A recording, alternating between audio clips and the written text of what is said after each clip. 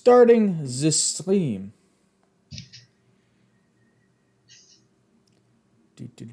Oh, might want to put Zoom front and center. That might be wise. We're live. Split us up. And in color. Yes. Split in color. Split us up. The screen view instead of speaker view. Oh. Well, it is. Okay. No, I was just gonna say, dude, for some reason, like when I do speaker view on mine, it literally only makes you big. Well, I mean, you talk a lot. Hello and welcome to the Average Intelligence Podcast. My name is Jake.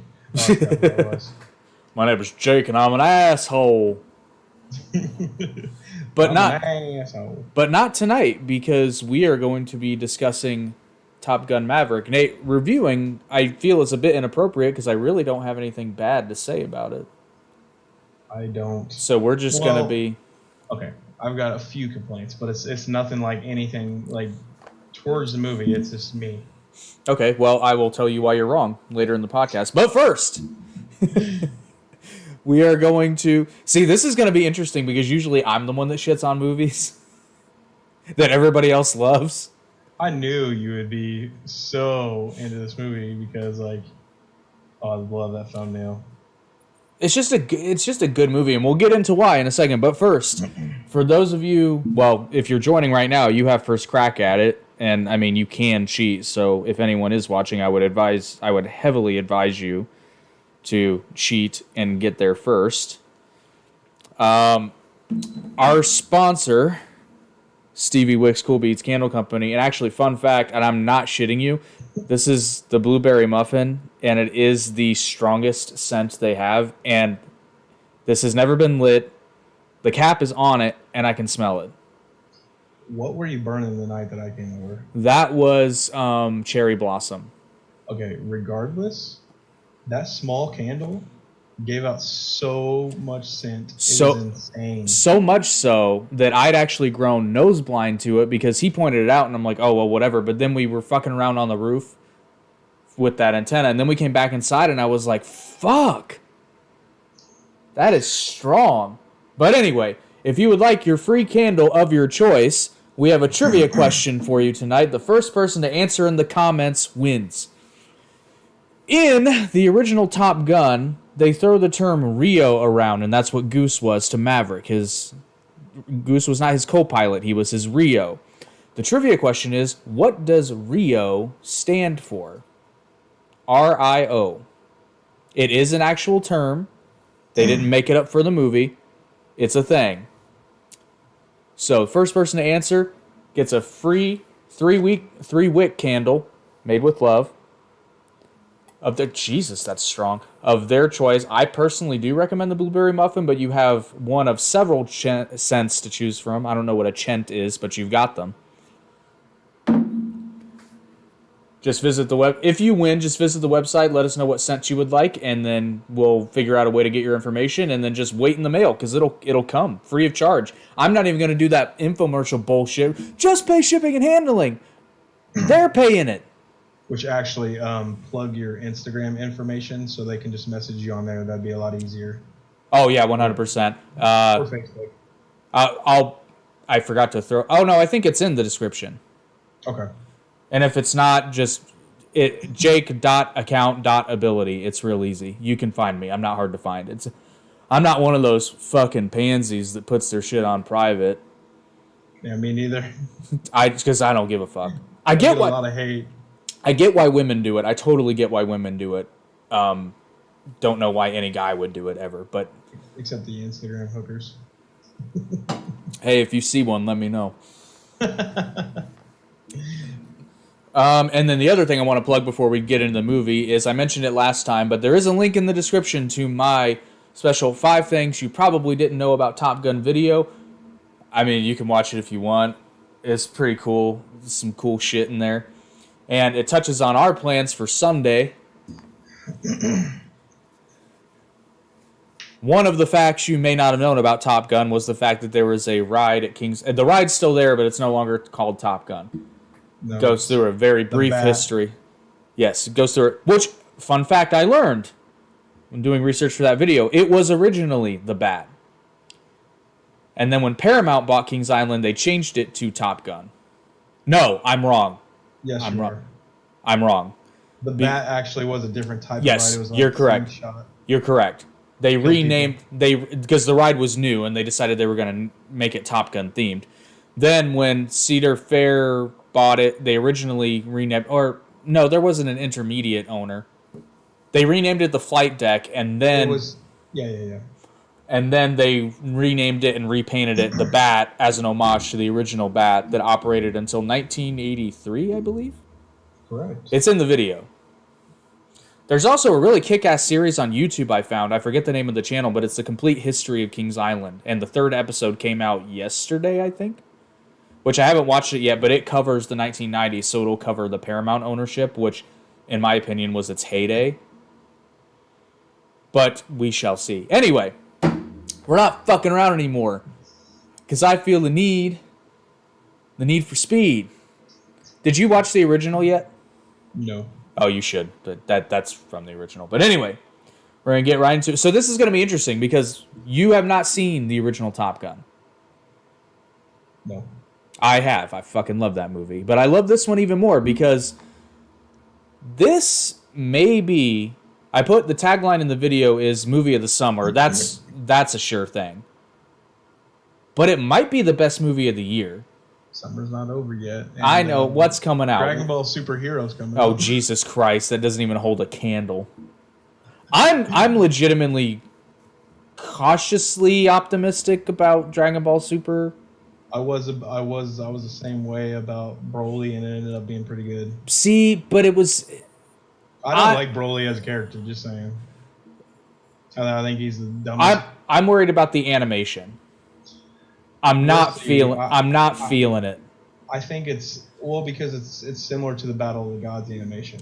But they only use that style sparingly. They didn't do it. This entire movie is that CG. Well, you got to think, is it or is what we've seen the trailer that animation? Well, honestly, I hope it's all that. Else. I hope it's all that animation, though. Honestly, because if they switch back, and that's one of the reasons I didn't like it because it was obvious. Yeah. But I'm not feeling it. To me, it looks like a video game and not in a good way. Hey, August, we'll do the review. Yes, we shall do the review, and we should have Sosa if you're there. You know what? I'm gonna get a hold of him. We've been saying that for too long. So once that comes out, he actually hurt himself and he had surgery, so he's out for a little while. Oh, okay. Well, wish him a speedy recovery because I want to get him for the Dragon Ball movie review, but also I just want to get him on to just talk about fighting in general. Because I had a conversation with him in the comments when I did the solo special. I finally got around to watching one of his fights. He's good. Well, not that I doubted, but I mean, it's like, yeah, he's very good. And apparently he's hard to knock down. No shit. I saw him take a fucking hook right to the jaw, and he fucking smiled at the guy. God damn. Anyway. Top Gun. Kind of like Maverick being told that he's no longer needed. And then Maverick says, "Hold my beer." I was not happy with how they were treating him, but I'm like, at the same time, I'm like, when the old boy, I can't remember his name, he's like, "You should be a 2 or 3 star general by now," and I was kind of like, yeah. Well, the whole point, and again, you might not get the full gravity of that, but you know who Iceman is, right? Mm-hmm. Okay, so the whole point is, well, yeah, but in terms of who he is in the movie, yeah, so he's commander of the Pacific Fleet in Top Gun Maverick, so he's risen up the ranks, and you got to remember, well, you don't know this, but for those who do know, you have to remember that Maverick was only a lieutenant in the original Top Gun. And if I remember my naval ranks, correct me if I'm wrong, because obviously I've not been in the Navy. Captain is the next step up. There might be you know what? There might be lieutenant commander, then commander and captain. Okay, so there might be. I have to look this up because I don't want to sound like an idiot, but I believe captain would have been the next step up, but I could be wrong in terms of naval aviators. Yeah, I have no clue. It's okay. I know where to find it.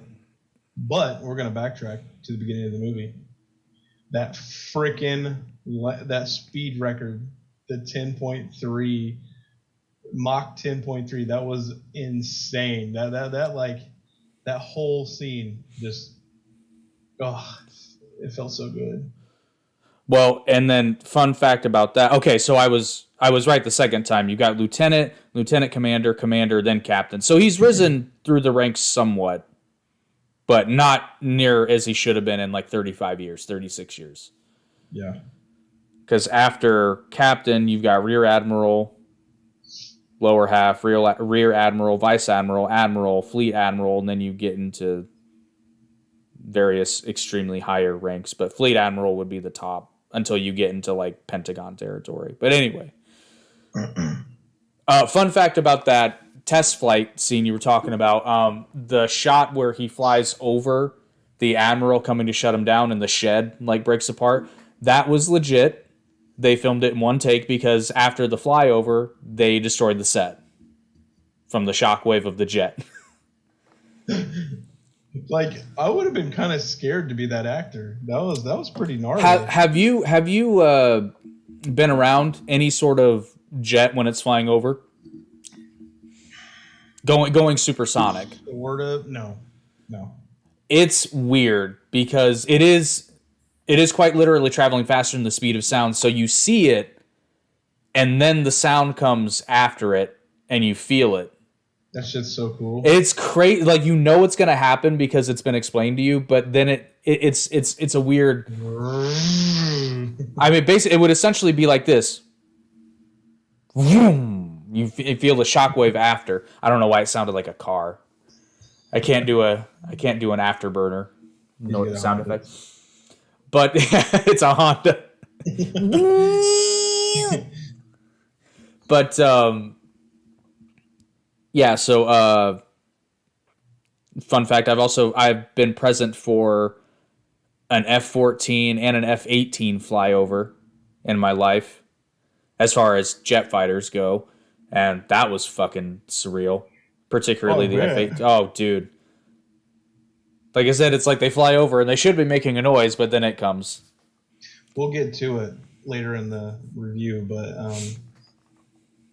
the newer planes that the enemy was flying. Oh, the 5th gen fighters? Yep, those are I don't remember what planes they actually used, but they're solid. Oh, by the way, spoiler alert, the enemy nation is Iran. So I actually found out why it's Iran. There's a couple of reasons why it has to be. I know in this fictional universe it could be anyone, but if it takes place in the real world, it has to be Iran for a couple of reasons. One, the geography has been pointed out. It's one of the few countries that would have an illicit uranium facility. And then also I found out that Iran is the only military, at least that we know of, that still has F-14 fighters in its arsenal, because apparently back in the 70s, in the 70s, we sold Iran F-14 fighters, which at the time they were fairly new. Like they were, I don't want to say they were state of the art. They might have been. I'd have to look it up. But then they had the revolution because we sold them to the Shah's government. So all of a sudden, we now have an enemy nation with a shit ton of military assets that we sold them. Well, at least we made some money off of it, unlike all the stuff we left in. Well, and then that sounds bad, but then you remember the Iran-Contra affair, where allegedly, well, I mean they found out it happened, but allegedly Reagan may or may not have known about it. Contra. Yeah. But the Reagan administration allegedly sold the Iranians. Oh God, what did they sell them? Missiles, I believe. Shit, I can't remember what they sold them. This is what happens on the podcast. They get brain farts. Like uranium or plutonium. No, it wasn't. It wasn't nuclear. I think it was just they sold them something, arms, and then took that money and then funded the Contras in Nicaragua. And then they got found out. Oliver North was either guilty or took the fall. And Reagan just goes, I don't know anything about that. Sure. I don't know. He may not have. This may have been, because again, this gets into CIA and all that other shit. But that's like presidents aren't briefed on Area 51. I'm just kidding. Well, regardless, Oliver North took the fall. And there's a hilarious musical number in an episode of American Dad in the spirit of Schoolhouse Rock called Ollie North. It's quite funny. And I'm sitting here watching the first time, I'm like, they got a lot of faith in the audience to get this joke. Because I'm like, I'm laughing, but I'm a fucking dork. Well, so is Seth. What's his name? Seth MacFarlane. I know, but sometimes his jokes are a little too niche. But apparently they work because he's got a shit ton of shows on TV. But I digress. So what do you like about Top Gun Maverick? I'm just gonna go ahead and get out of the way what I didn't like. There was a tiny little bit of downtime, and it seemed like it was like forever.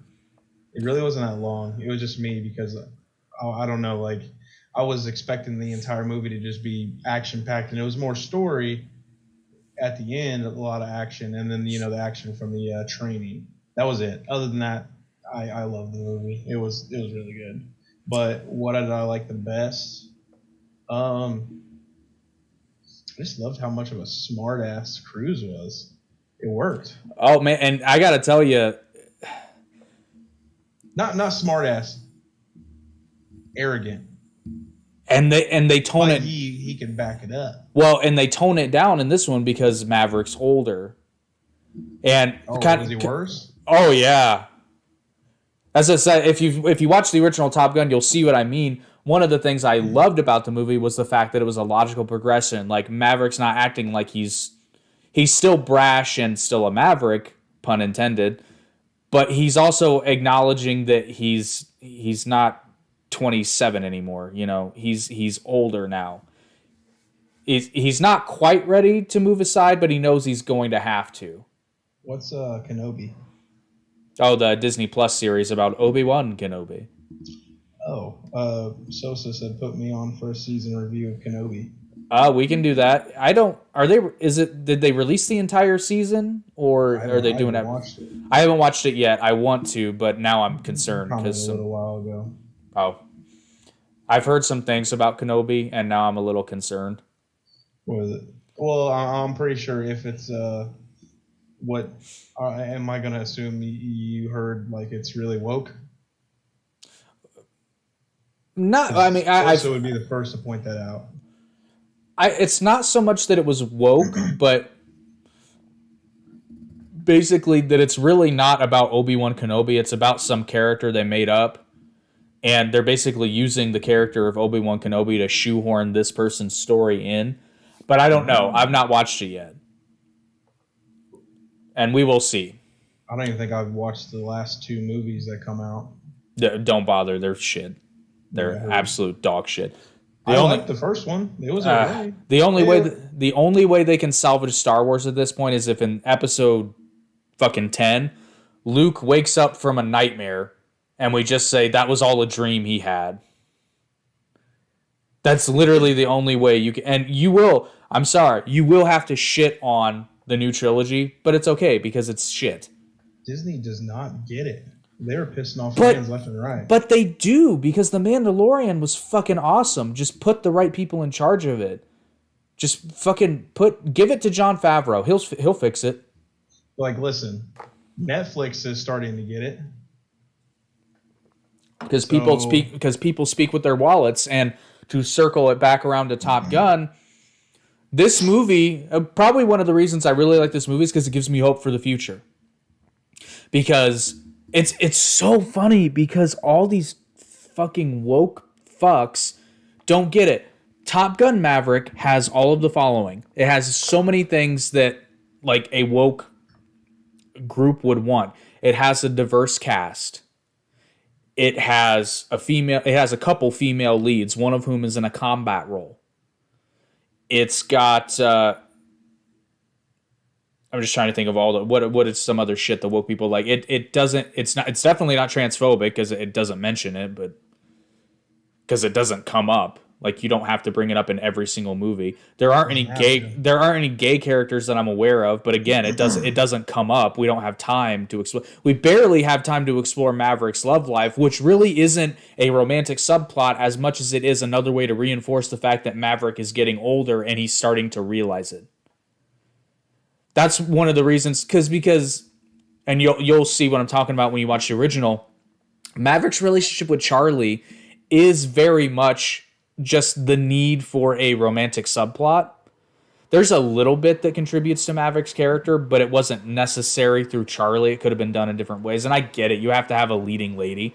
Particularly, this is 1986. I mean, in fact, another fun trivia fact, in the original Top Gun, the love scene between Tom Cruise and Kelly McGillis was added later because test screenings reacted basically saying that, well, where's the love scene? Because, again, it was 1986, right?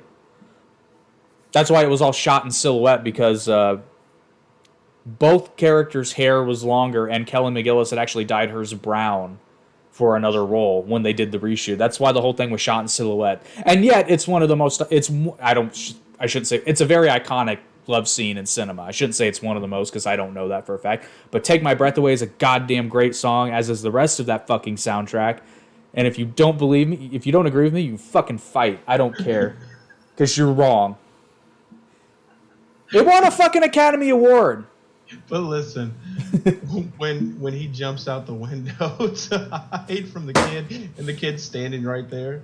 Dude, hilarious. What's really funny is he's just like, please don't break her heart again. What's really funny about that is I saw it coming, and I'm like, oh, it'd be really funny if she's sitting right in the window, and sure enough, they do it. She was.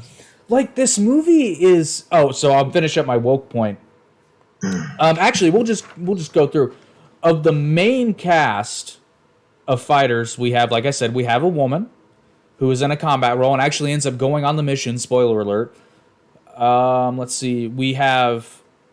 There's a couple of African American pilots, one of whom goes on the mission, as well as a Hispanic actor, Fanboy, who again goes on the mission. And then there's even some of I'm going to call them minor characters because I don't even think they're speaking roles, but they are featured. We've got, I believe you pronounce her name Kara Wang. It might be Kara Wang. I don't know, but she plays Halo, another female pilot who shows up in the bar scene, and she's in the training, but she's not emphasized as much as Phoenix, the other female character. And then we've got Raymond Lee, who plays Yale, another Asian actor. Pretty well everybody's accounted for, but the movie doesn't point it out to you because it's obvious to anyone who has eyes. Because I remember thinking in the theater, it was like, they got a little bit of everybody in here. But they don't point it out because all the characters act like fucking fighter pilots. Nobody's like, I rose through the ranks of adversity. It's like, no, we're the fucking best. It doesn't matter where we came from. It doesn't matter what the fuck we went through. We're the fucking best. The only character that has any adversity is fucking Rooster, which is directly caused by Maverick. You know, the funny thing is Rooster seems kind of tall. Yeah. And the thing is, for a pilot, you got to be under a certain height. I don't know what that I don't know what that standard is, but I can't remember what it was. But I remember, I think one of our friends from high school. Obviously, he had terrible eyesight, so he wasn't able to be in the pilots. You know what I'm talking about? Yeah, he's in the Air Force still, but yeah, he loads bombs onto bombers. So you've got to be between. You've got to be. Yeah, this is a pretty decent range.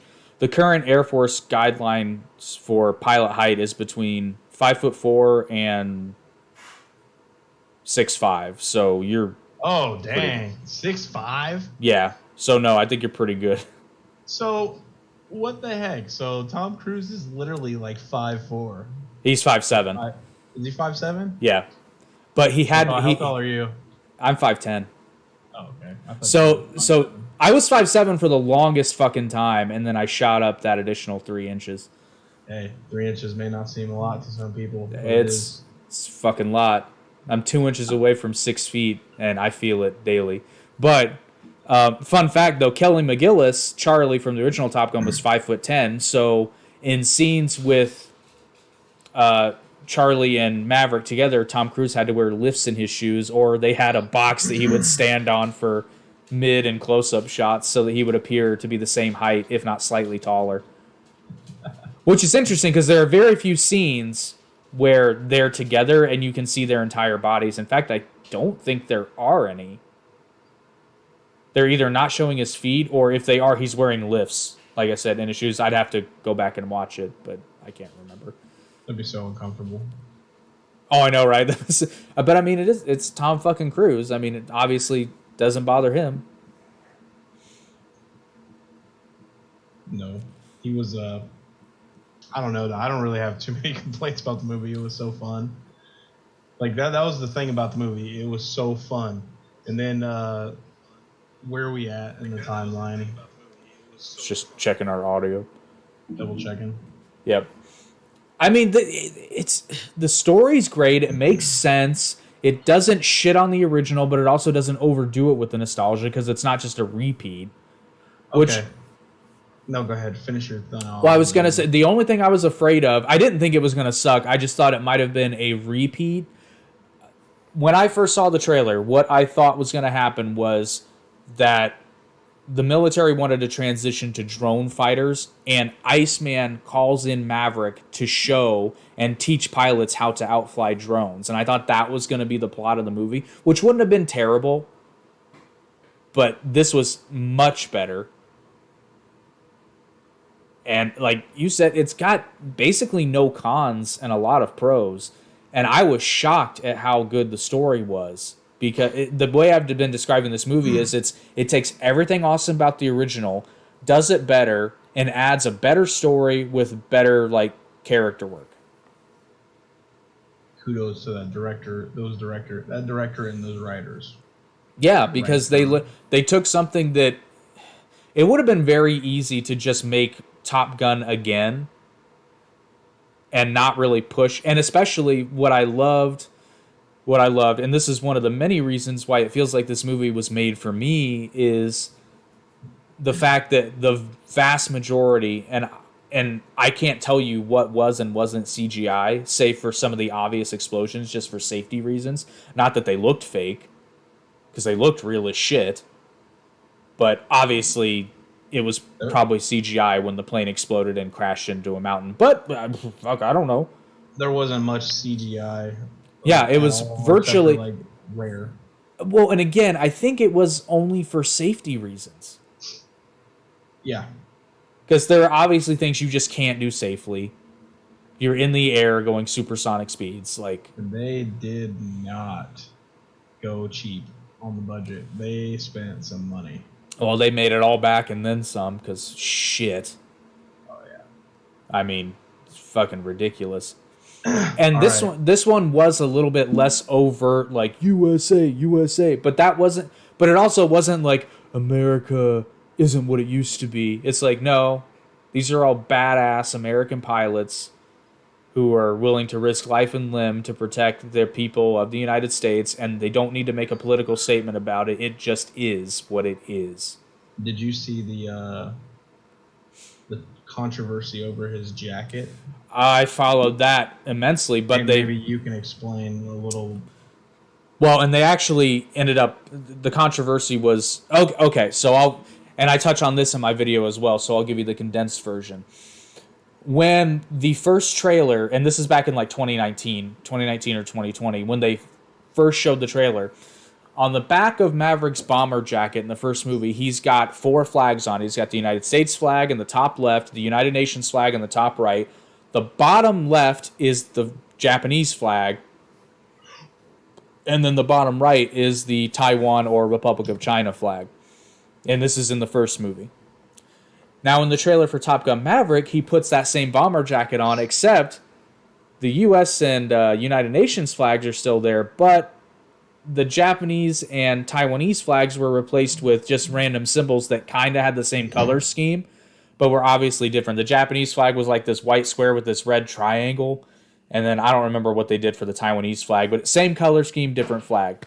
And it caused some controversy, and it was believed that they made those changes to appease a Chinese company that was helping finance and co-market the movie. Now, I have a theory, but apparently I'm wrong because there have been some statements made from people in China that the film won't be shown there. Now, I thought that the Chinese release was going to keep those changed symbols in, but apparently they didn't, because apparently they reshot the thing to have the original jacket design. But Tencent Pictures was that Chinese company, but then COVID-19 happened, and for what I'm assuming, they pulled out for financial reasons because they didn't want to wait, because Tom Cruise and many others insisted that this film needed to be released in theaters, which I wholeheartedly agree with, because this is one of those movies that it's made to be seen in a theater, preferably with Dolby Surround. Never go back. I know, right? Once we figured out where to not sit. Yeah, we watched, unfortunately, we watched Top Gun at our local AMC, and our local AMC is garbage. Oh, so yeah. It doesn't sound that good. That's why I said I want to watch it again. I did go see it in just like a regular digital, and it wasn't bad, but I just love it because in Dolby, when that fucking jet flies over you and then it rips the shed apart, you feel that shit, man. You're like... I was like, oh, yeah. But, all right, complaint. Now that we're thinking about it. So, when they are testing out the run and none of them can make it past, what was the time to beat? 3 minutes? No, 2 minutes, 30 seconds. Okay, 2 minutes, 30 seconds.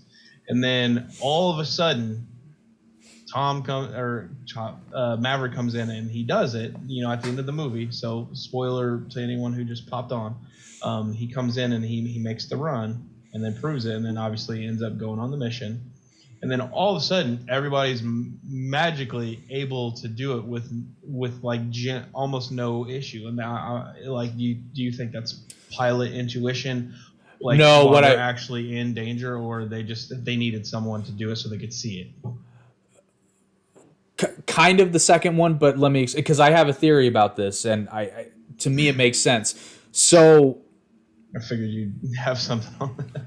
Well, so this isn't just for pilot runs. This is essentially for everything, because it actually, I use this a lot when I talk about pro wrestling. But so I'll use the pro wrestling argument and then circle back around so that this makes sense. So there was a time when a moonsault, which is a backflip and you land on someone, was considered, or actually I'll do an even better one. There was a time where Jake the Snake Roberts debuts the DDT as a wrestling finisher. It was his finishing maneuver, and frankly, if you actually did it to someone, it probably would end a fight because you might kill them. Well, because the DDT, I don't know if you're familiar with it. You know what a DDT is. Yeah, Dane got DDT'd. That's right. Oh my God, yes. Pac-Man. Yeah. So those who don't know, a DDT is you take your opponent, you put them in kind of like a reverse headlock where their head is coming out on your back section, and then you drop to the ground their head first. So now there was a time where that was considered like if Jake the Snake Roberts hit the DDT, then it would end the match. And it almost always did. Nowadays, a DDT is just a standard move, unless somebody does some sort of variation, such as Jon Moxley does a special DDT, which it's different, but it's considered a standard move now. Now, in the realm of pro wrestling, which we all know it's predetermined. I don't like to say it's fake, but it's predetermined. The logic in universe that someone can use is that, since the DDT's been around so long, not only have people been able to learn how to do it, so now everyone can do it, but people have also learned how to take it. Like protect, and we see this in MMA too, because when Royce Gracie debuted at UFC 1, there was only one other guy in there that did jiu-jitsu. And he actually won his fight with a submission, the other guy. But nobody knew what to do against Royce Gracie's jiu-jitsu. Very few people. Ken Shamrock might have had an idea, and frankly, I think the fight was stolen from him, but that's neither here nor there. The point being, But then over time, even by the time UFC 2 or 3 rolled around, a lot more people had been exposed to jiu-jitsu, figured out ways around it. So much so that Sakuraba over in Japan became the Gracie killer because I forget how many of them he beat clean, but several of the Gracie family could not beat him. It's crazy. And anymore, like, you wouldn't dream of going into a mixed martial arts ring at a high level without jiu-jitsu training. Or at least wrestling. But I mean, honestly, you need some jiu-jitsu work. So that's the point. In universe, no one had done that run yet. So they didn't even know if it was possible. But then Maverick goes and does it, and it's like, okay, he's the best of the best, but it's possible. And since he's now done it, he can give tips and tricks on how, like, yeah, you can. Even Rooster touches on one idea he has, but he's going too slow overall in his test run. He says, we'll make it up on the straightaways. I'm sure that's something they did. And then you see Maverick doing really sharp turns, but depending on the terrain, he might be able to, depending on when you enter the turn, you might be able to turn that into more of a straightaway, that kind of shit. So that's my theory, anyway. Yeah, what did he do in 215? Yeah. What's the Star Wars? Isn't there something with 215? I don't think 15 so. parsecs or something, or Kettle Run. No, the Kessel Run, that's 12 parsecs. Oh, which is really stupid because a parsec is a unit of distance, not time. But I digress. It's a common nerd complaint. It's like, yeah, I bet you did. Is the Kessel Run 12 parsecs? Then everyone did it, Han. But anyway. Speaking of Star Wars, though, there are some obvious... I'm not going to call it a ripoff, but it's kind of a ripoff because they have to fly through a trench, avoiding enemy fire, and then they have to shoot into... I think their target is actually 1 meter wide, or maybe it is 2 meters. It would have been funny if it was 2 meters because that's right out of A New Hope. But they have to hit a precise target that's only 1 meter or 2 meters wide. Yeah, just like in A New Hope. Except in this one, they have to do it twice. Because the first run opens the hatch. I'm going in blind. It was like, phew. And that was there had to be a Star Wars fan or fans involved with that. This is like, I'm going in blind is the Top Gun equivalent of use the Force, Luke. I'm going in blind. Use the Force, Rooster. Talk to me, Goose. Rooster, trust me. And the movie threw me another curveball too, which I wasn't expecting. Spoiler alert: if you haven't seen it yet and don't want it ruined, then fast forward until you see me do this. And if you're listening on the audio platform, just, I don't know, skip ahead like a couple minutes. Sorry, not sorry. But when Maverick gets hit at the end, I'm like, oh, they're going to kill Maverick in this one, which I wouldn't have hated, but it would have. I thought they were going to. I did too. But then they ended up, and I sometimes have a problem when movies have a tone issue. So like he's been shot down, then Rooster gets shot down, and this is, they're in dire straits. This is a dangerous situation. But they still made me laugh. But it wasn't. It was a conversation that they would actually have, you know what I mean? And like, it's funny to us because we're not there, but it's not like when they he knocks him down and he's like, "What are you doing?" Yeah, and then plus two when they're going to steal the F-14. Like, it's funny to us because we're not there, but it's not like they dropped to the ground and started doing a Three Stooges routine. Yeah, you know, nah, nah, nah, nah. Yeah, Rooster didn't come down the parachute and go. Woo, woo, woo, woo, woo. Nah. Now I'm imagining that, and I'm like, why I oughta?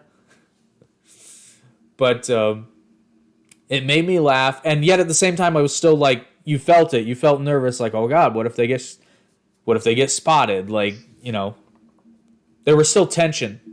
Well, there was so much going on, like literally when they were running on the tarmac. Well, and it would make sense like, because blown up. Well, and you know what? I'm thinking about this too, like, because honestly, it would make sense as long as somebody wasn't too close to them. Like, you wouldn't think that Americans would just run in and steal a plane. Like, who would be that stupid? Exactly. Who would be that dumb? Them. Well, and I fucking He's like, we're gonna fly that dinosaur. no, Miles Teller in that scene, he shines in the whole movie, but in particular those scenes when he and Maverick are stealing the plane, or when they're in the plane and they're trying to get back home, he steals the show because, again, it's funny to us, but it's how these two characters would actually interact with each other. I wasn't sure about him actually because like I did not like him in. Was he in Hunger Games? No. He was in Divergent. Divergence. Yeah. So here's the funny thing about Miles Teller. I've tried to not like him. He looks like another actor, and I can't place it. Well, here's the thing. The first couple of movies I saw him in, which I think it's kudos to him, but it was kind of his detriment. Like, I didn't like the characters, but I wasn't supposed to like the characters. Yeah.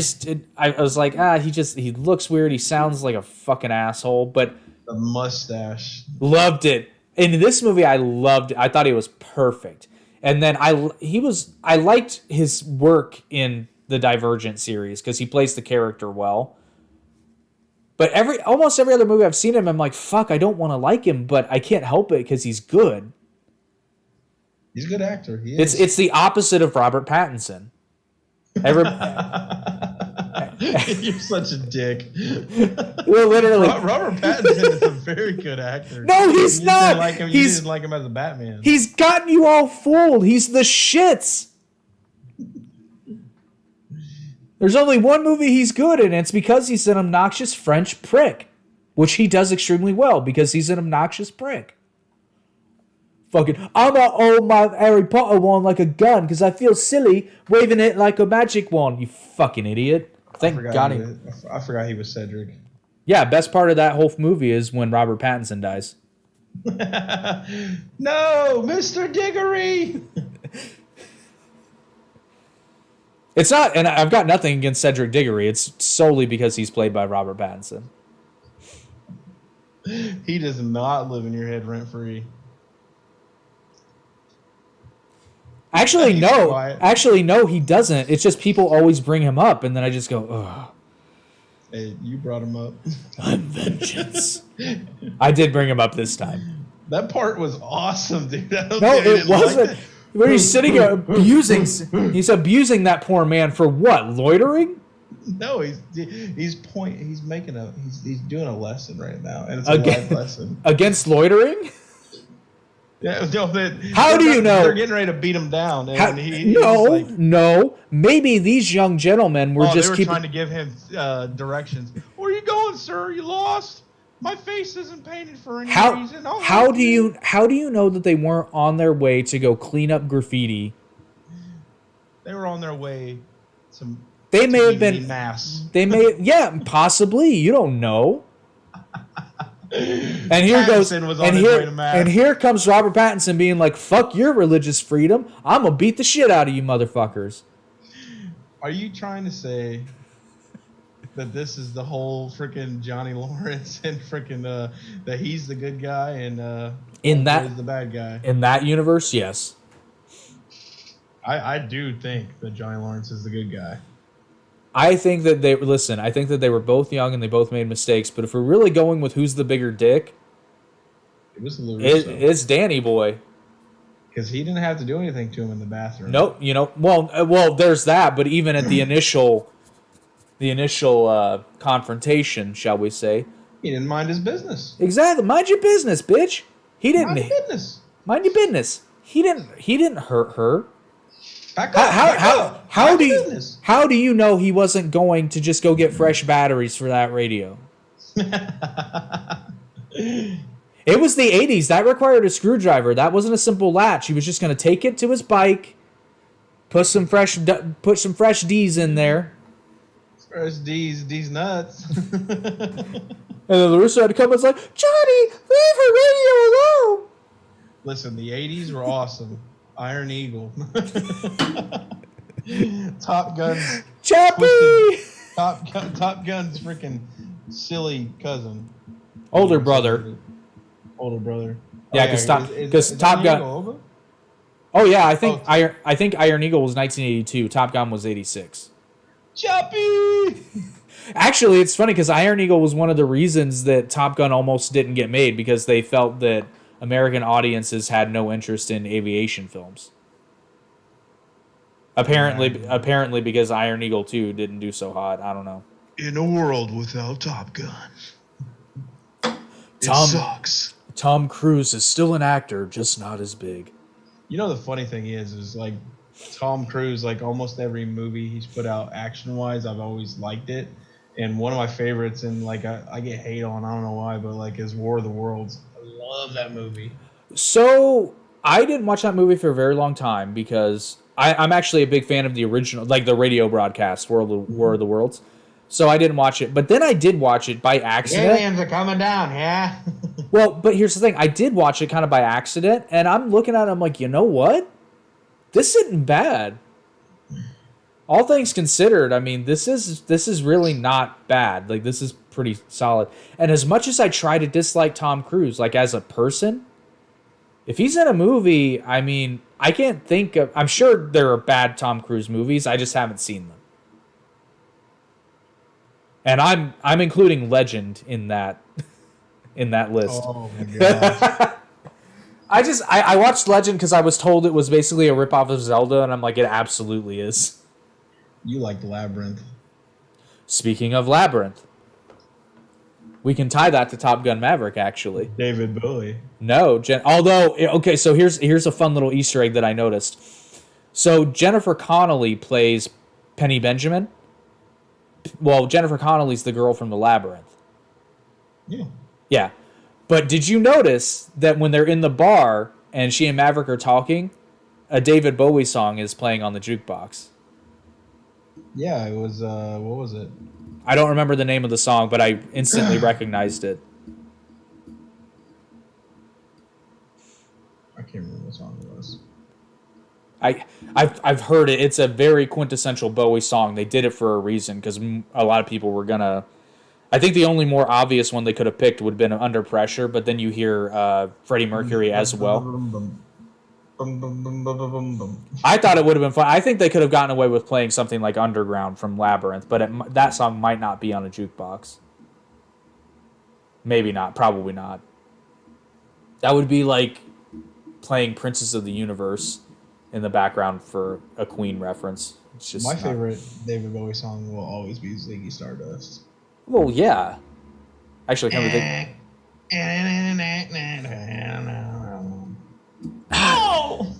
What song is that? Someone that's like... The song is the one you're talking about. I can't remember.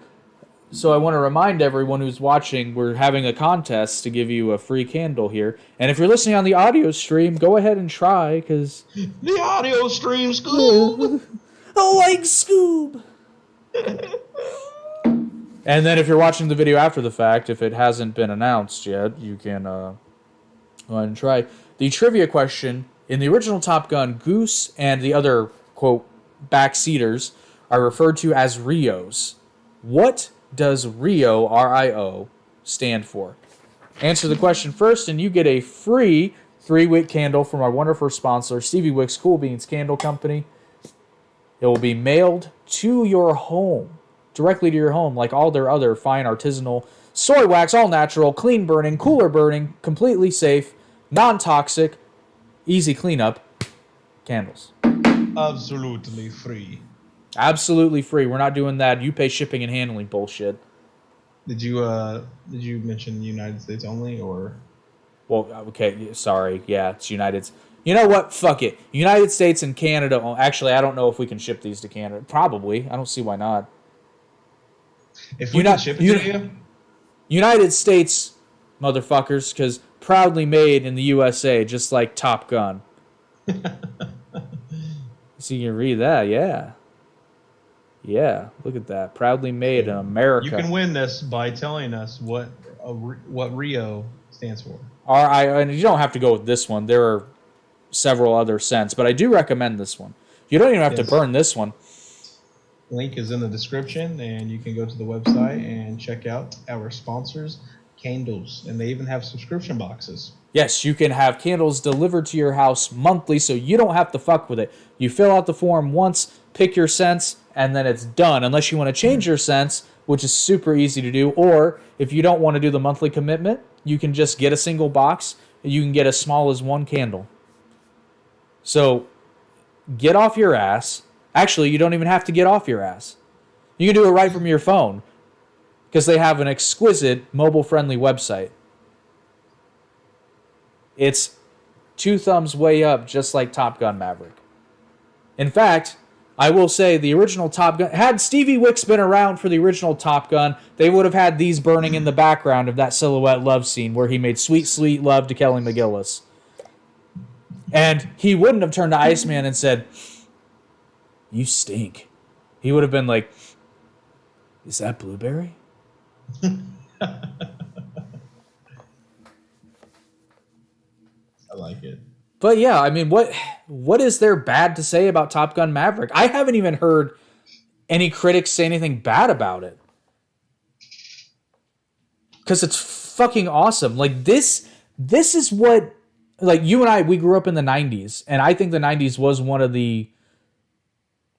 It was an awesome decade for original filmmaking. Yeah, it's like, can we get those people back? I know, right? I want those, man.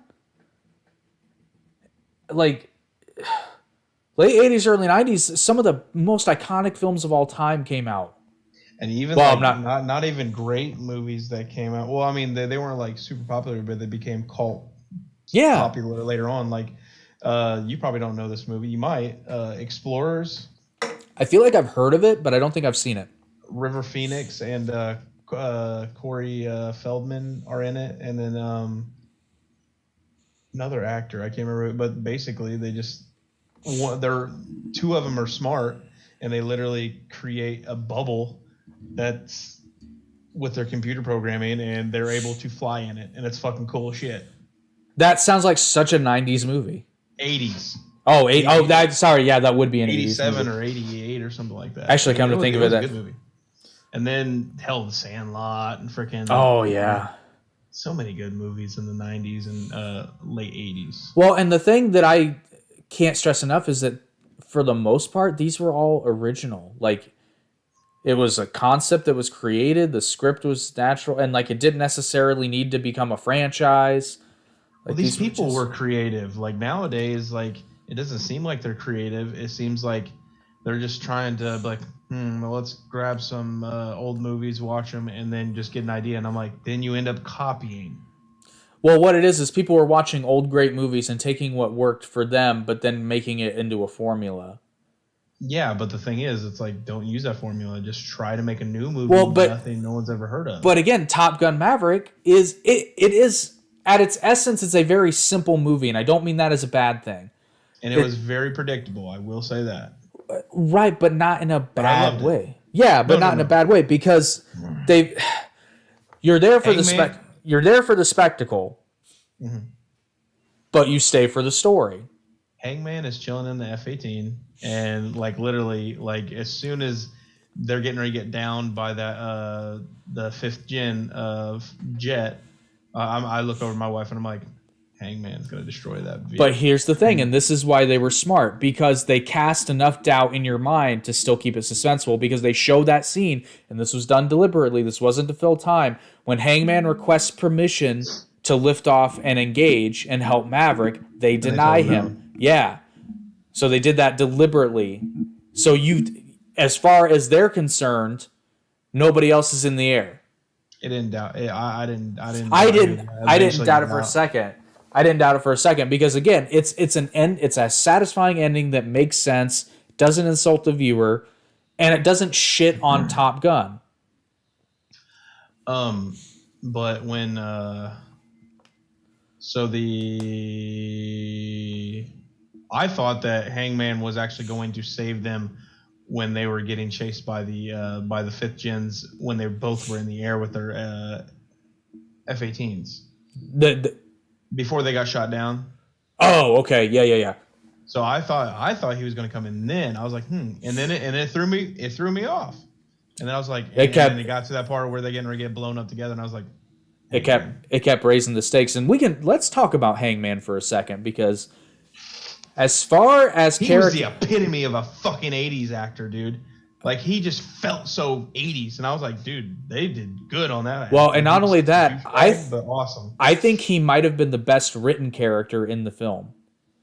Yeah.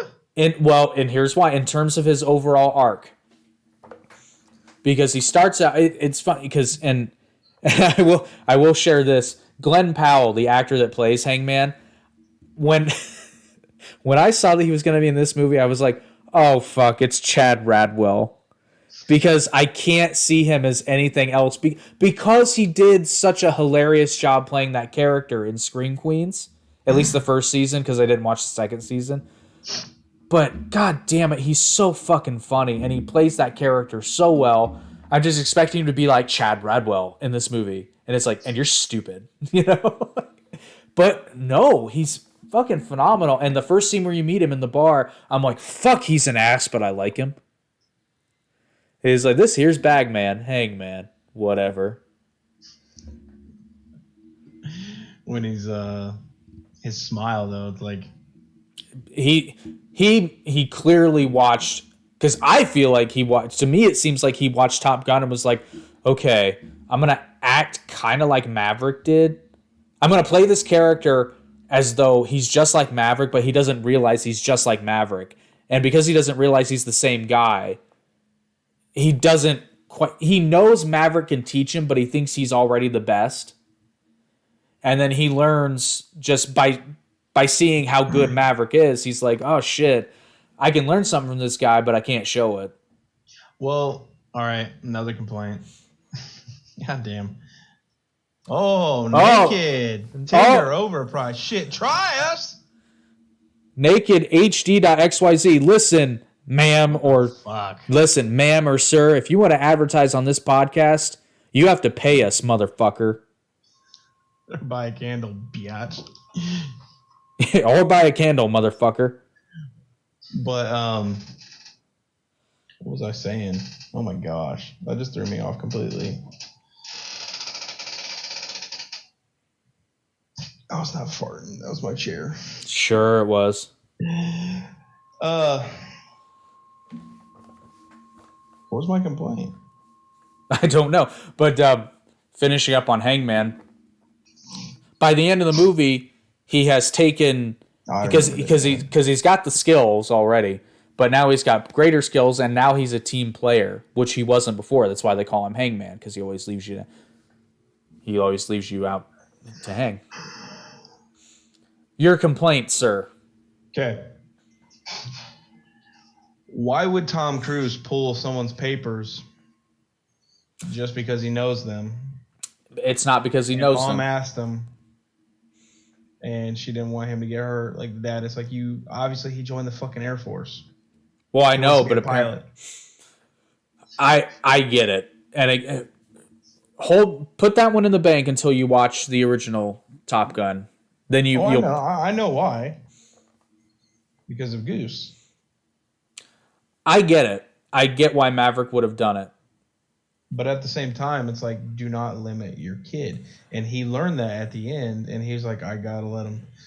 I'm a peacock captain. You gotta let me fly on this one. Gotta let him fly. No, really, she put Maverick in a really bad situation. Yeah. Because of all people who would understand why Rooster wanted to go to the Naval Academy and become a pilot, Maverick would understand that. And plus the fact that he obviously wants to follow in his father's footsteps, and not to mention his father's best friend. And he didn't hate him until he pulled his papers. And I loved that touch because Maverick is kind of playing it off. Everybody assumes that Rooster hates Maverick because of his dad. Well, no, he didn't. He didn't. Just like he understood. Just like Rooster's mother didn't hate Maverick. It wasn't his fault, even though he blamed himself for it. But it wasn't his fault. If anybody's fault, it was fucking Iceman for flying across like a fucking asshole. He's Hangman. It's fucking Iceman's fault, prick. And okay, speaking of Iceman, can we put this one thing to rest real quick? Maverick and Iceman were not fucking gay. I know there's this weird theory going around because of the volleyball scene. Newsflash, fuckers. Dudes are generally shirtless on the beach. It happens. It doesn't mean they want to butt fuck each other. Where did this come from? There's this theory that the real romantic plot in Top Gun is the sexual tension between Iceman and Maverick. Okay. That is fucking okay. So that's just people wanting it to be that way. That's gay shipping, like to an extreme. Like, I'm sorry, people. It's not happening. Iceman's a married man, by the way. You fucking assholes. That doesn't matter. Well, I guess it wouldn't have in 1986, but in 2022 it matters because they could have been married. And like, I'm sorry. I accept a lot of fan theories as kind of cool and interesting. This one has no bearing whatsoever. He fucked Charlie, and Charlie's not a guy. If you've seen the original Top Gun, you know Charlie's not a guy. Played by Kelly McGillis. Iceman and Maverick are not fucking gay. You seem upset by that. Because it's so obviously false. It's literally just people, like, you're pushing too hard. It's not there. You've seen enough of Supernatural to know who most of the characters are. I've never seen a single episode of Supernatural. I could have sworn you said you've seen Supernatural. No, not Supernatural. Wow, dude. You're missing out. Anyway, so on the show, there's a character. He's an angel, and his name's Castiel. And then the main character, Bean, well, co-character, whatever you want to call him, played by the talented Jensen Ackles. Yes, sir. And then which is going to be on season 3 of The Boys, which comes out tomorrow. Well, and I found out Jensen Ackles also plays Batman in. Voices Batman. Excuse me. He wants to play Batman. I think he could. He would have been better. He would have been better than Robert fucking Pattinson. He's also playing a sheriff on a show right now too. He's doing all kinds of shit. And I was like, good for him. I was like, I wasn't sure what he would do after Supernatural. You know what? It seems like to me that Jensen Ackles seems like the kind of guy who should be more famous than he is, but he's probably not just because he tells people where to put it when appropriate, which I respect. And there's a lot of actors like that, actresses too, frankly, who if they played the game more, and I mean that in a bad way, they would be. Joe Rogan's one of those people. If Joe Rogan had played the game earlier in his career, he would have been, and he's very well known. Podcast wise. Well, yeah, his podcast. Everyone knew him as a Fear Factor guy before his podcast. Like he did some other stuff too, like that. Correct. What's that show? He did News Radio. No, he was on a sitcom. Yeah, News Radio. Oh, that's what it's called. Okay. I've seen a couple episodes. You know what? It wasn't a bad show. It was pretty funny, and he's one of the gems of it. I've never seen it. It's hard to see because you can't really find it anywhere. There's sporadic episodes on YouTube that get taken down all the time, but it's not a terrible show. It kind of reminds me of Spin City. Michael J. Fox. Well, I don't think it was in the first season, but anyway, that doesn't matter. It doesn't matter. It doesn't matter. Oh, I found out The Rock's daughter is now wrestling in WWE. Thought that was weird, because they changed her name. I was like, well, that's no. It's like, well, that's fucking stupid. You have the daughter of arguably the most famous wrestler ever, and yes, I do mean more famous than Hulk Hogan, because it's the fucking Rock. It's like, no, we're gonna pretend like they're not even related. You fucking idiots. He's in every single fucking movie ever existing now. Well, and what's really funny is when The Rock started wrestling for the WWF at the time, they purposefully named him so that he would be recognized. They named him Rocky Maivia, which is a reference to his father, Rocky Johnson, and his grandfather, High Chief Peter Maivia. Rocky Maivia? Yeah. Now I know where that name comes from. Yeah, that was his original ring name. And then There's a stupid ICP song where he's like, fuck a Rocky Maivia. And I was like, who the fuck is that? That was The Rock before he became The Rock. Huh. Okay. You learn You learn all sorts of cool shit on the Average Intelligence podcast. But it's the irony has come full circle because when he joined the WWF, they intentionally named him so that people would recognize his lineage. And now his daughter joins and they're like, oh, we don't want them to associate her with The Rock, even though it would be guaranteed money. And as a promoter, it would be stupid not to acknowledge that. But they didn't. But it's kind of like in AEW, you have Luke Perry's son who wrestles as Jungle Boy. Really? Yeah, but here's the thing. Only one broadcaster calls Jim Ross, and this is why Jim Ross is the smartest man on their fucking commentary team, to be sure. But he always refers to him as Jungle Boy Jack Perry. A little difficulty. My camera fell. Well, and I've always kind of respected that because it's like, well, damn kid, you are Luke Perry's kid. Why would you not acknowledge it? Like, you don't have to milk it, but come on. And You can't be Jungle Boy forever. At some point, you're going to be Jungle Man.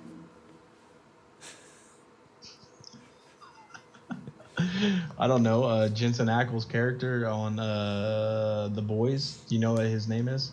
I read it and I can't remember. Soldier Boy. That's right. We talked about it, and then we made the Soldier Boy. God, I'm excited. God, I hate that fucking song. But anyway, it's too catchy. It is. It's annoyingly catchy. It is. It's just annoying. Listen, I don't care if you like it or not. It is catchy. You got to admit when shit's catchy. Like, I don't care if you like it or not because there's all kinds of fucking annoying ass songs and bugs. Bitch. I got kamikaze by a bug in my eye earlier. I don't know if you noticed that. I was like, that explains it. But I'm glad that Jim Ross is planting that seed because what I want to happen is when Jungle Boy inevitably eventually turns heel, I want him to go from that Tarzan gimmick, which I don't mind, but I want him to go from that Tarzan gimmick, gain about 20 pounds of muscle, and then come out and being like, I'm Jack fucking Perry. My dad was Luke Perry. I'm Hollywood. You're all the shits. And it will be glorious. Ghost. Luke Perry. I think 90210. Okay. I was thinking Friends for a second. I was like, no, he's not. Oh, Friends. no. You're thinking of Matthew Perry. Oh, damn. Remember all motherfucking Perrys. I'm on it with the IMDb tonight. I'm usually not that good. That's like there's a ton of Perrys in Hollywood. There's a ton of, what's his name? He played Pennywise in the newest It. Bill Skarsgård? There's a ton of Skarsgårds in frickin' Hollywood. This is true. We're going to play a game real quick. How many Hollywood Perrys can we think of? Or Perrys in showbiz? Let's see. We've got Luke Perry, Matthew Perry, Jack Perry. I'll count them. And while we're doing wrestlers, we got CJ Perry. No. Is it CJ Perry? I think it's CJ Perry. I could be wrong. The former Lana of WWE. Got Katy Perry. Did you say Matt Perry? Yeah. Okay. I don't know anymore. Drew Carey rhymes with Perry. Cleveland rocks. And then we got the Cleveland Brown. Oh, Peter, that's nasty. No. That is such an iconic role. And it shouldn't be. And now it's actually played by a black man. Did you know that? Yes, I did. It's by Azers, though. I like him. He's hilarious. Have you ever watched his YouTube shit? He's really good with voices. He sounds just like Cleveland. Well, that's all good. But it's like, who cares? It's literally a voice. I can't. Well, you know the funny thing. Well, you know what? I don't think Seth MacFarlane would have okayed that. He hasn't been a showrunner since 2011. He just does voices. He literally said that in an interview. He goes, "Well, I haven't been, his voice, fucking $1 million voice." That's not true. He plays the lead role in the Orville. No, I'm talking Family Guy. Oh, okay. Yeah, Orville is his show, and then also obviously, he still, I think he still has creative input. Is he not playing? He's still doing the voices though, right? Yeah, he just does the Okay. voices. Okay. They create everything else. They just tell him what to say, and he says it. I honestly I love the Orville. I think it's unjustly mocked. I've never seen it. I need to. It's really good. I was surprised. I was excited to watch it because I thought it was just going to be a Star Trek comedy. And what I like about it is the premise is essentially Star Trek, but how it would really be, because like they make references to pop culture but they treat it as history, and they do it in a way that's not overly obnoxious. But the show's actually extremely thought provoking, and a lot more thought provoking than I thought it was going to be, because it's Seth MacFarlane, right? Like I think it's, and in the second or third episode, I think it's the third episode, they deal with, it's really interesting how they do it. So they tackle the whole transgender argument, but they do it in a very interesting way. So I'll make this recommendation, and then we'll get back to Top Gun with some closing thoughts, and then we'll probably. But basically, the premise of the episode is there are a species on the Orville called the Mocklins, and they are a single gender species. They are all male, and they reproduce. I don't know if it's asexually, but they lay eggs. So, but anyway, Bortus and his partner Topa. No, Topa's the son. I'm sorry. Clyden. Clyden is his partner's name. Bortus lays an egg, and it hatches, and they discover that the baby is a female, which is a rarity, but the Mocklins are very tight-lipped about this. Apparently, it does happen from time to time, and when it does happen, they basically take the child and they perform a sex change operation to turn it male. At least that's the standard practice. Well, we come to find out there's actually females are born more commonly than the Mocklins would have you believe, and that there are people who resist it. Oh my God. Yeah, I'm reporting them. Attaboy. So apparently more females are born more Mocklin females are born than they initially let on.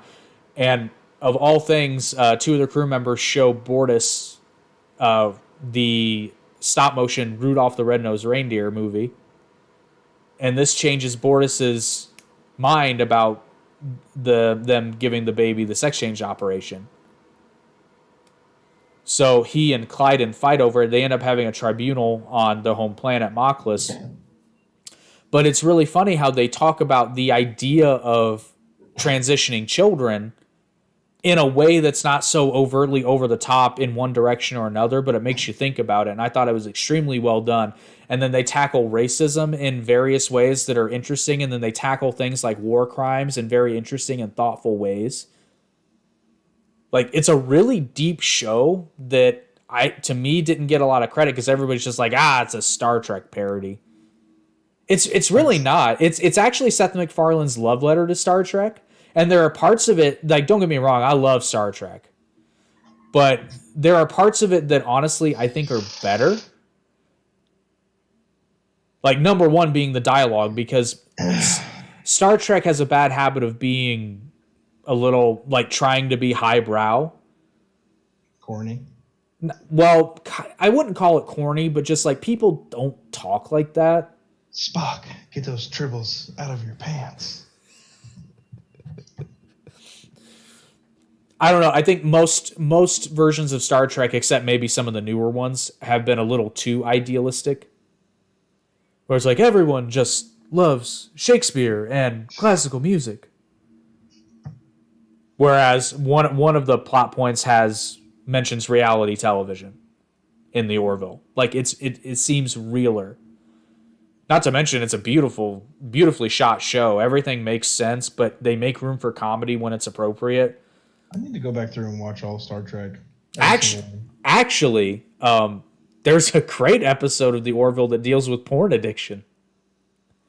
And here's the thing. You would think it's funny, but it's actually really fun. It's one of my favorite episodes. Because, no, like, I'm telling you. It helped Jake through his problems. It really did. Well, no, and I won't spoil it for you, but... He no longer has calluses. I do. They're just from different reasons. I won't spoil the episode because it's phenomenal. But again, the Bortus character, and so this is a second season episode that ties in to episode 3 when they have the baby. Or it might be the 4th episode, but anyway, it's a season 2 episode that ties into season 1, and it's been an ongoing arc, so it's not random. Which is another problem with Star Trek. Certain incarnations of Star Trek is they're very episodic, Alien of the Week sort of shows, with the exception of Deep Space Nine, which is the best Star Trek. Fucking fight me. You're wrong if you disagree. I like the original. The original's good, but Deep Space Nine's the best. I've never seen any other episodes besides the originals, and that was, I think, because of you. You should definitely check out Deep Space Nine then, because Deep Space Nine is phenomenal. But, so the premise of the episode is Bortus has started going to the Holosuite simulator, basically to have sexy time with with holograms, but he starts to get bored with the standard programs, so he gets an illegal program made for him, but when he uploads it to the ship's computer, it releases a virus, and this virus starts causing all sorts of problems, and it's funny at parts, but I will say, because of Bortus's actions, people die. I'll leave it at that. And I'm watching this episode, I'm like, oh, fuck. Oh, fuck. So this shit's like more serious than it leads on then, huh? Very, very much so. And then there's another episode where they end up going behind enemy lines and they're in disguise and they find out that the Krill are the enemy species. They find out the Krill are going to unleash a bomb on a Union colony.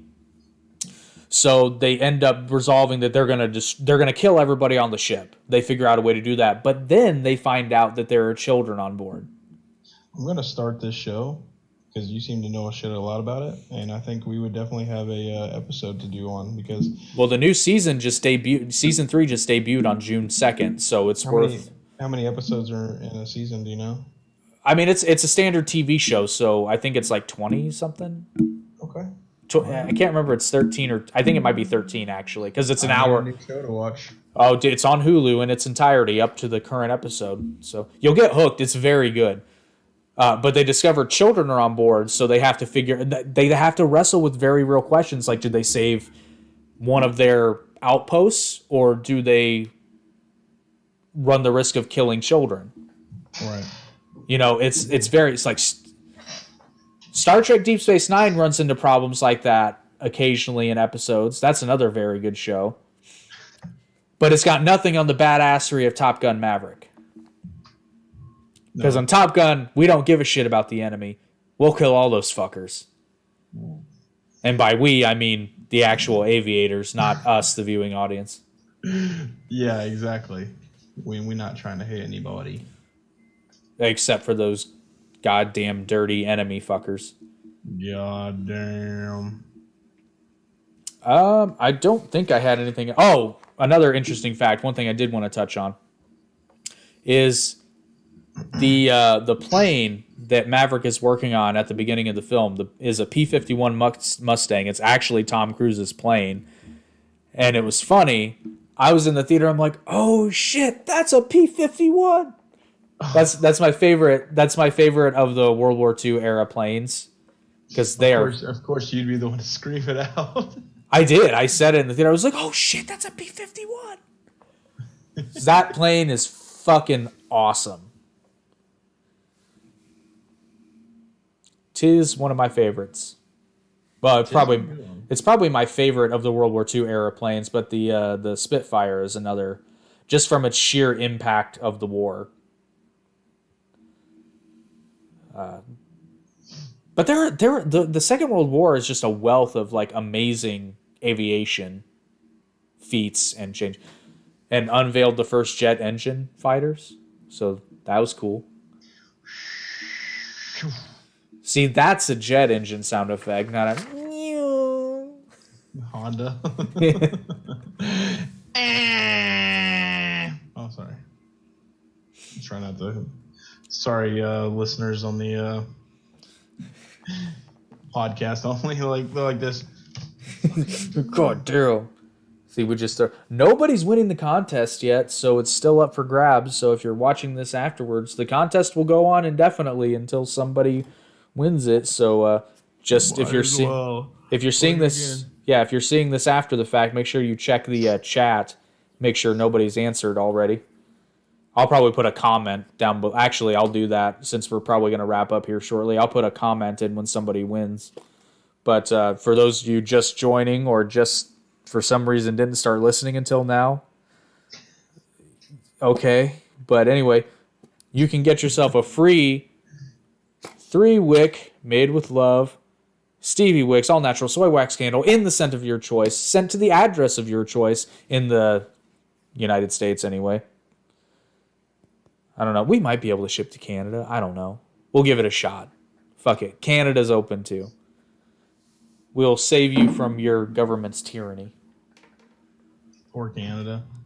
Fucking poor Canada. Yeah, South Park said blame Canada. I say poor Canada.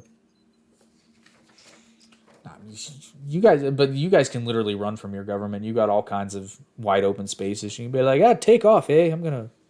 I know, right? Move to fucking Saskatoon or Saskatchewan. Go to ban handguns, and the sales increase by like exponentially because they can't do it right away. So fun fact about that, I actually was told by a Canadian citizen. He's like, yeah, well, that's really stupid. And I'm like, I know, right? He's like, but not for the reason you think. And I'm like, why? And he's like, because there are hardly any handguns in Canada if you really think about it. Because most people rifles. Yeah, most people in Canada have rifles.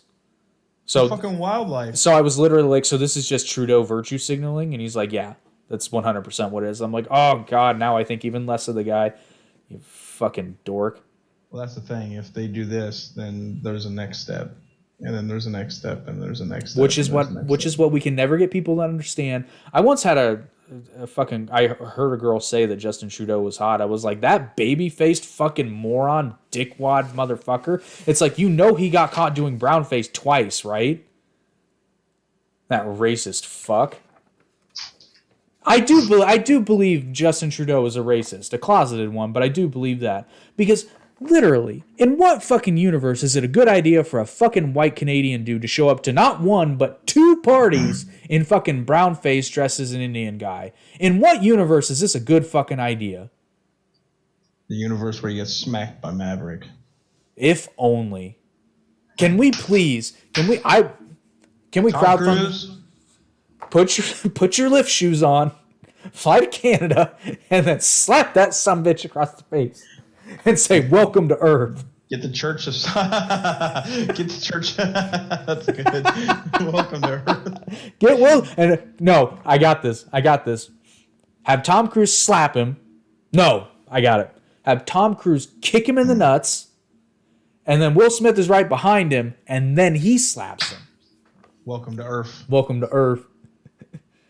No, you got Earth. I said Earth. Earth, okay.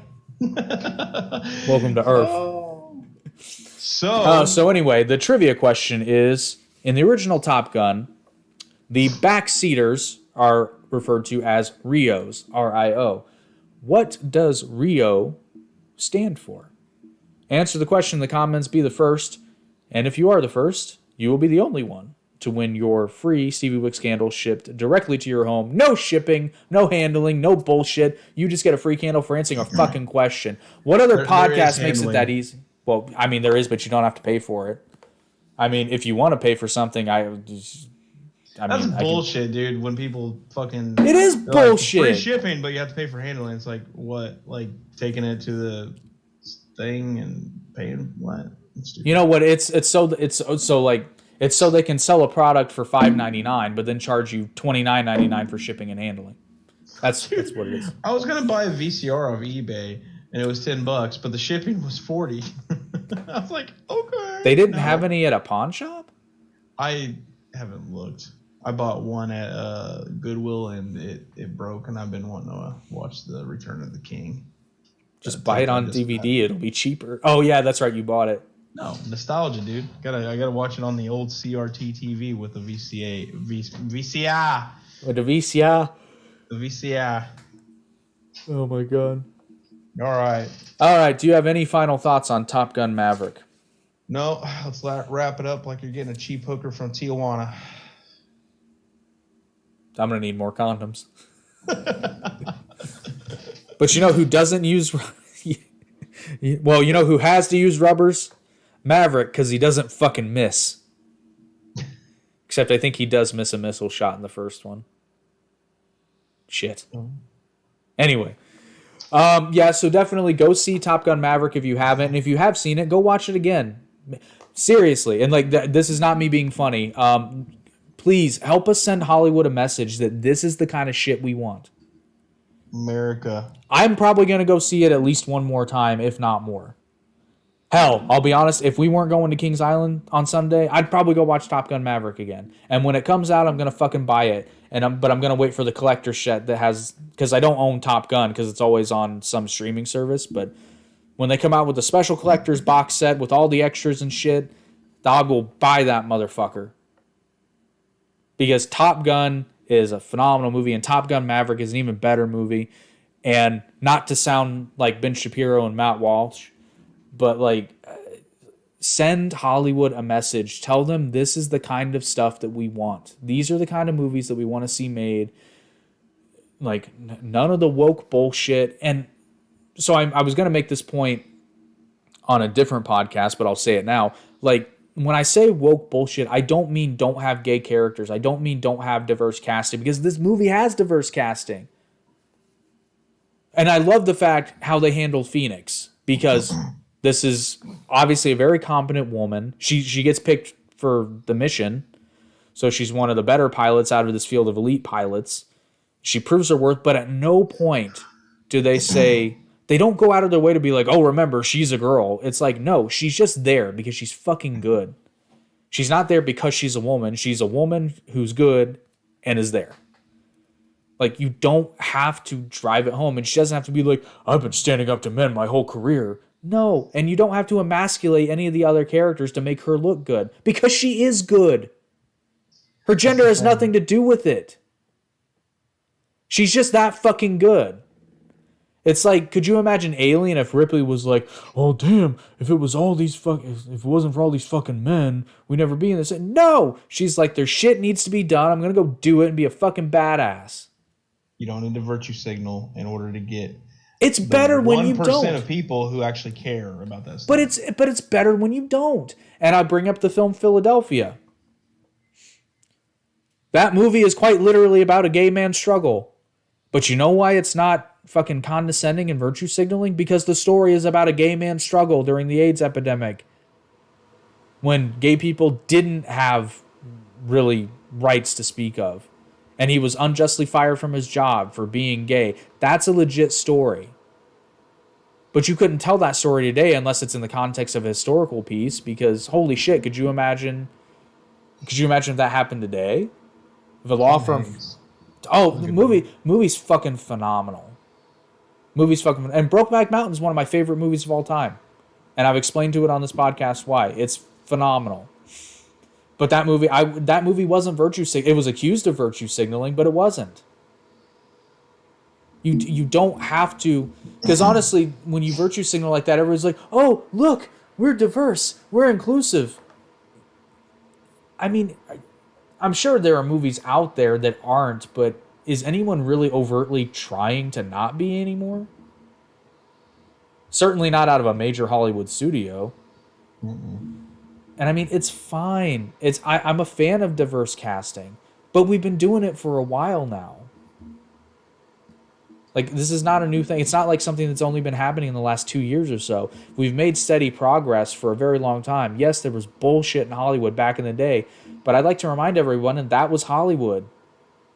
Yeah, and the whole, like, you know, like what you're going by, you know, the woke bullshit. It's like, listen. You do realize that it's like, you do realize that woke Hollywood is shitting on Hollywood, right? Like, you're shitting on yourselves. Granted, the Hollywood of the past. They act like there's never been any profound actors, and it's like, okay, Lawrence Fishburne, Will Smith, freaking Chris Rock, tons of good actors. It's like they haven't won awards. That's your guys' fucking award ceremonies, and basically, you guys, we don't vote for that shit. Denzel Washington, Morgan Freeman. He's Morgan Freeman. Cuba Gooding Jr. He's in some hot water right now, actually. Oh, what'd he do? Or what's he alleged to have done? I think it was underage, something underage.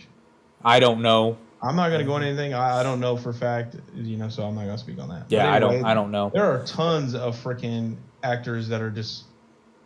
Hey, all I know is that I still get pumped in that scene in Pearl Harbor when which actually happened. When he grabs the fucking gun and shoots down the plane. I still get pumped when I watch that shit. Because it's fucking good. The entire cast of Red Tails. Boys in the Hood is one of my favorite movies. Dude, Boys in the Hood is such a... Dude, I rewatched Freedom Writers the other day. I'm like, fuck, this movie's good. Stand By Me? Or no. I was going to say, I don't think there's a black actor in that one. Lean on Me. Sorry. Yeah. That was a great movie. I'm like, without the bullshit of today, there was great movies with all kinds of different ethnicities, whatever you want to call it. Well, and I'll be the first to acknowledge I did a video on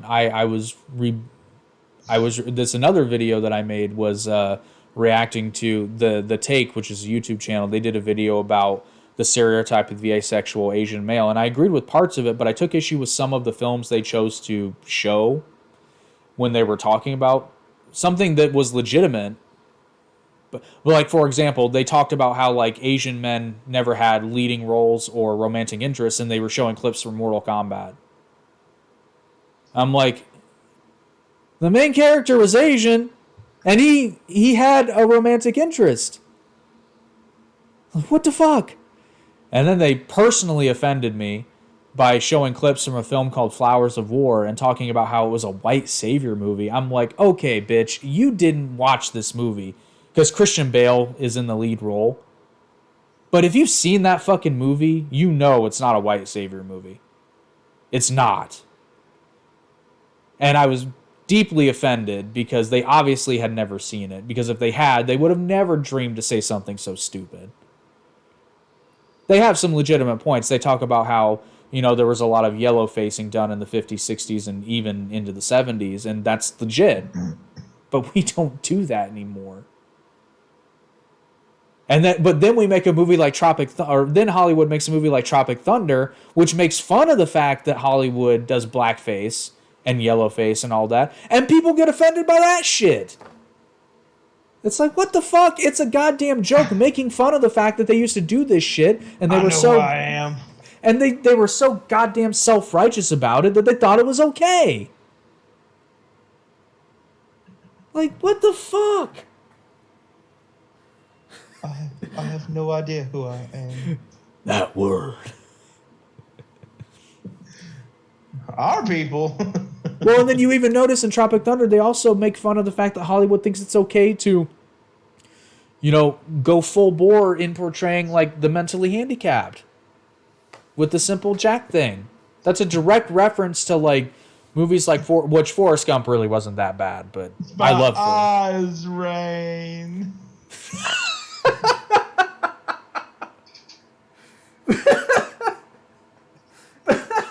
Bent on Jack. Bent on Jack. And I will skull fuck you. Another Tom Cruise movie where he shines. Oh, that was amazing. Love that scene. Oh my god. That's so fucking funny. G6 airplane. I need to watch that movie again. That's so fucking funny.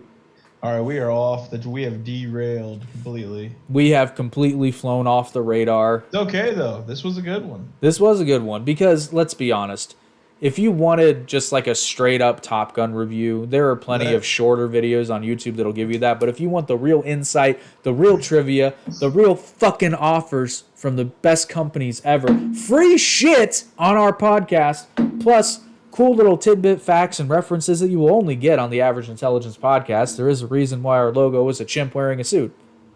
Yes, lesbian honest. Lesbian honest. I'm trying to make a joke about that, but I'm not that witty.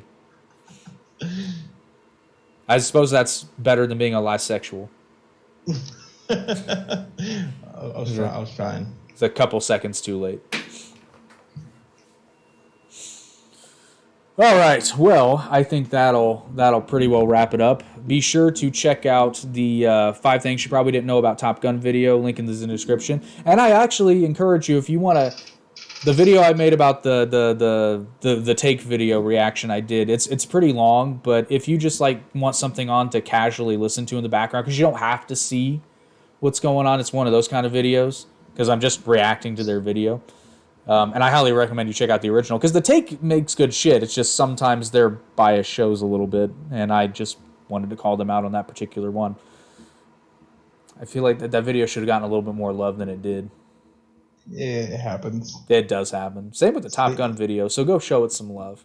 Saint Austin or Austin St. John. Austin St. John's like why? I'm still like I'm not mad. I'm just confused as to why that's our. Even out of all the podcasts, no, it's the highest rated video we have. Yeah, it's like 30 likes. Yeah, and it's like 1,800 views. Even out of all the podcasts, it's the highest. It's the best performing video by far, and I'm like, this. When I make a dick joke. Okay. Actually, I don't think I make the dick joke in that one. I don't think so. No, I don't think that's that one. I think that's where we're talking like the actual beef. Yeah. That podcast overall did very well, though. Anyway. A lot of people like that one. People like the nerd shit. I love it. But anyway. So check those videos out. As always, give this one a like and a share. Subscribe. To all your Top Gun fans, and be sure to subscribe because we do this every week, man. We're consistent for the most part. And even when we're not consistent, we still have tons of clips. Yeah, we have tons of content. And you know what? A lot of our podcasts are actually timeless. Just for example, we did one about the Ninja Turtles, which is, I mean, that's timeless. We talk about cryptocurrency all the time. We did one, which the audio kind of sucks on that one. That was our fault. But we did one about the best video games from any platform of all time. We play video games occasionally. Sometimes we just do random bullshit. And if you'd like to hear us babble on about something, and then we even had Ben Shapiro and Alex Jones guest host the podcast once. And Ben Shapiro learned something about the moon that he didn't know. And then Alex Jones told everyone he's a little retarded. Again. We did commentary on Joe Rogan and Sanjay Gupta when they had their little interview. We followed the Kyle Rittenhouse trial. That was actually a really good string of episodes. Presidential debates, basically anything. And then I did an awesome, like I was actually proud of this one. Some guy left comment. We did one episode where we were talking about COVID briefly. And then I did an entire solo special with fucking articles and sources defeating every single one of his points, and I'm like, you motherfucker. You're not vindictive at all. It's not. No. See, here's the thing. I did get a little hot, but here's why I got hot. It's because, like, I didn't say anything that I hadn't read from a legitimate source. Exactly. You weren't just speaking out of your ass. Much like a lot of people who detracted from us were doing, because everything he said, I either defeated or at least defended my point with credible sources. And it would have been easy to just go on Google and find like a fucking Washington Post article. I only use sources that were trustworthy, like medical journals and fucking unbiased media sources like Reuters. And then there was another international one. And in fact, I used an international source for the international data. And then plus the actual emails that were released from Fauci. Like, we did one on those. Like, I'm citing actual emails that the dude sent. Like, yes, this is what he said because he said it on this date to so-and-so. Not making this shit up. We don't talk about... I mean, we may talk about things, but, like, we try and... If it's something that, like, needs information, generally we don't talk about it unless we've actually read something. Or at the very least... We may get it wrong, but we're trying to get it right. And we've done previous episodes where we correct ourselves. Hell, sometimes we have a segment called What Did We Fuck Up? Mm-hmm. And then we have I Told You So's. Yeah, there's a few of those. And there's another round of those coming, believe me. But anyway, I'll lead us out and then we can go to bed. because we're grown-ups and we're fucking old now. We're not going to bed together. No, we're not. He's not. See, yeah, that's totally why he has the beach background, is to hide the fact that he's actually right here. And then we're gonna link up like Iceman and Maverick allegedly did. You can be my wingman anytime. We're gonna go ride the Top Gun. I'm not kidding. I said in that video, and I've said it before, and I'll say it again. When I stand in line for the bat, I'm playing the fucking music. What are you talking about? What line? Oh yeah, that's true. Well, actually, yeah, no. Remember the bat doesn't have fast lane. Oh, that's right. It doesn't. They just never have that many riders on it because it's not that popular ride. I guarantee that's next on the chopping block. Well, I was gonna. Oh yeah, I'm sure. Well, I was gonna say when we pass by all the brokies, I'll play the Top Gun song. Dude, we're spending way too much money, but I don't care. I know, dude, because that honestly, like I've been telling people about this, and they're like, "You're spending how much?" I'm like, "Listen, we don't fuck around." People don't get it. It's like, listen, we're going on a Sunday, and yeah, it's $115 extra per ticket, but it's like, dude, we're going on a Sunday. We will wait. It's gonna be? We will wait in 0 lines except for the bat. I mean, even if we wait in a line, it's literally just for the coaster to get back. Right, exactly.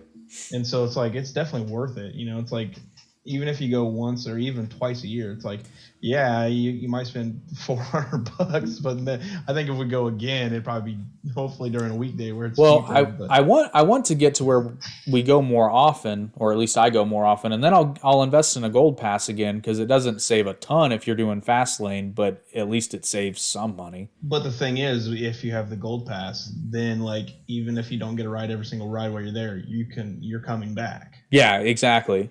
So that I would be okay with that. But well, if you go during the haunts, like at night in the fall, you really don't need a fast lane because the lines move because nobody's bringing kids. Well, nobody's riding the rides as much. Bullshit, I am. Haunts, man. Well, that's what I'm saying. I ride the rides dude. Night roller coasters hit fucking different. They're fucking awesome. Fast. Oh man, like the Banshee at night. Holy shit. That was fucking great. Oh wait, the Beast got retracked. So yeah, I'm looking forward to that because I felt like I got through a long ass fight after I got off of that thing.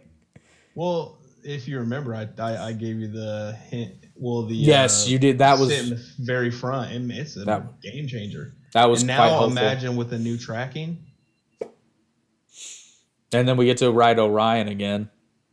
Yeah, man, Orion was so good. Orion was so good that we got on. I think it was the last ride we got on. And we got off and looked at the time. We're like, we got 3 minutes till they close. We sprinted. Fuck yeah, but we had fast lanes, so we just went through here like later, brokies. All right. All right. Thank you once again for enjoying this episode of the Average Intelligence Podcast. As always, like, share, and subscribe. Tell all your friends, tell your mom, tell your girlfriend, tell your girlfriend's mom, tell your girlfriend's aunt, and her weird cousins that stare at her a little too long. Tell them to. Girlfriend's boyfriend. Yes. Oh, fuck. I can't remember what video I watched on YouTube, but they said something and I thought it was so funny. It's like, I bet his wife's girlfriend, I bet his wife's boyfriend is really proud. Like, oh shit, that's funny. But anyway. And as always, if you missed the live stream of this or any episode, you can always check them out on the YouTube page, with the exception of the one that YouTube deleted. But guess what? You can listen to that one too, because we have audio platforms. So if you're at work and you're supposed to be working, but you're like, fuck, I don't really want to work, but you have to look like you're working, you can't have YouTube open because your boss peeks over there and is like, what the fuck you listening to? And you're just like, it's music, man. When really you're listening to us tear the shit out of Robert Pattinson, because let's face it, nobody actually likes him. They just pretend to because they're told, hey, he's an actor. You need to like this guy. Your boss will never know, because you're being incognito and you're listening to us on Spotify, Amazon, Google Podcasts, Apple Podcasts, Audible, or any of the other number of great podcast providers, because let's face it, we're on any of them that matter. There's probably some weird Chinese one that we're not on, but fuck those guys, because if you think YouTube censors us, holy shit. America. The Chinese Communist Party lies to its people, and we are now banned in China. But that's okay. That's okay. And then as also, if you want to directly support the podcast other than listening, which we appreciate greatly, you are under no obligation or coercion, blackmail or otherwise, to support us in any way other than watching, liking, sharing, subscribing, commenting. But if you choose to, you can support us directly via the anchor.fm page, or, and we prefer this one because we don't like to just be given free money. It gives me I don't like it. I like to earn. My money. You can visit our official merchandise store. Link is also in the description. And you can buy merch. So you give us money, but you get something in return. That's capitalism, man. It's a win-win. It's a consensual, reciprocal relationship. And then also, if you are one of the many cool people that uses the Brave browser and you want to support the podcast, you can send us a tip in the form of BAT tokens. And we'll be writing the BAT on Sunday and not thinking about any of you fuckers. But we love you.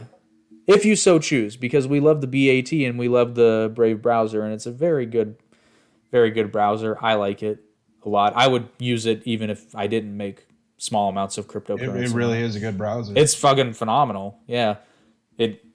It's just a good browser. And then the fact that you earn, and you're not going to get rich by using the Brave browser. Sorry, not sorry. But I mean, you get some money. You're going to use a browser anyway. Yeah, that's the way. Something? And it's not prohibitive. Like, it's not a shit browser that you just have. That's what I was afraid of when I was going to try it and be like, yeah, but if it's a shit browser, I'm just going to go back to Fire. It blocks quite a few ads too. It blocks all the ads except for the ones that you tell it can put through, and that's how you earn your cryptocurrency. So here's the thing. If you just want a good browser and you want to fuck all the ads and don't care about the money, you can disable all ads on Brave browser, and it's still the best browser I've ever used. So definitely use it. And don't use it to pirate Top Gun Maverick. Be a good boy or girl and go see it in the theater, because this is a movie you want to support. Seriously. Don't leave the studios hanging like Hangman will. And you notice how Tom Cruise didn't mention Scientology once. Tom, shut up. Nobody cares. Everybody here's in Scientology anyway. He's gonna go jump on Oprah's couch again. I love this woman. I love this movie.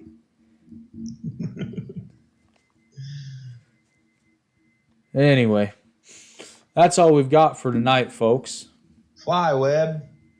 Go, Web, go. And if you have a movie you want us to review, just fucking tell us. Unless it sucks. 80s, 90s. Because if any of you fuckers tell me to watch another Robert Pattinson movie, I'm not going to do it. I'm not going to do it. I was going to, and then I read the synopsis of one, and I'm like, fuck that. I don't want to watch Robert Pattinson jerk his dick. I don't want to watch that.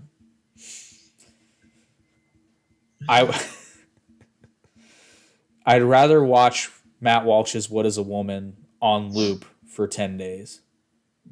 I heard it's actually decent. I haven't watched it. I know, but I wouldn't want to watch anything for 10 days straight. Oh.